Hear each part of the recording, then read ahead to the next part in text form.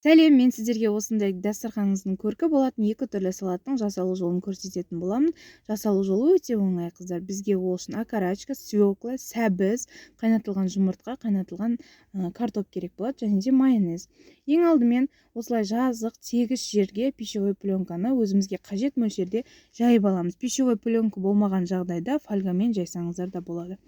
Сәбізді және свекланы қолданар алдын кішкене суын сығып алыңыздар, өйткені олар өте сочный болып оралмай қалуы мүмкін. Осылай бірінші слойға свекланы 4 бұрыштетіп жайып, үстіне майонез сеуіп шығамыз.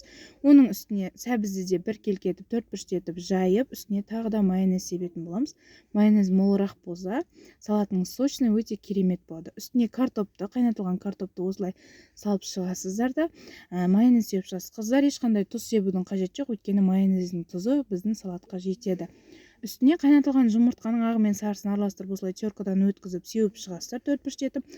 Бұның үстіне майонез себудің қажеті жоқ. Қайнатылған окорочканы ұсақтап турап, осылай бір шетіне ғана қойып шығасыздар, орайтын шетіне.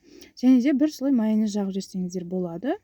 Пищевой пакеттің көмегімен осылай орап аласыздар да жан-жағын жауып холодильникке сап қоясыздар. Бұны әсемдеу өз еріктеріңізде, қыздар, өте дәмді шығады. Ал екінші салат бізде осындай мандаринки, өте оңай жасалынады, дәмі керемет болады. Ал дастарханды сәнін міндетті түрде ашатын болады.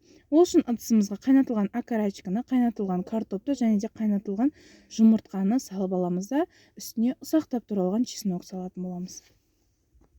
Енді осының үстіне майонез себеміз да барлығын майонезбен жақсылап араластырып алатын боламыз.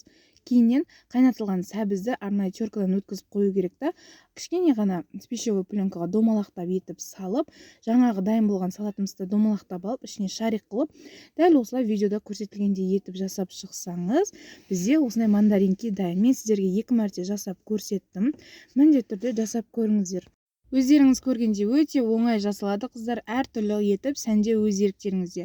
Кәдімгі лавровый листпен жапырақ ретінде қойып қойсаңыз болады, немесе кәдімгі мандариндердің жапырақтарын алып қойсаңыздар да болады. Осындай керемет салат дайын болады, қыздар. Және де менің YouTube арнама жазылып қоюды ұмытпаңыз, өйткені жаңа жылға арналған осындай керемет салаттың неше түрлері бар менің арнамнан таба аласыздар. Және де осы видео ұнаған болса, сіздерге міндетті түрде лайк басып, комментарий жазып кетсеңіздер болады.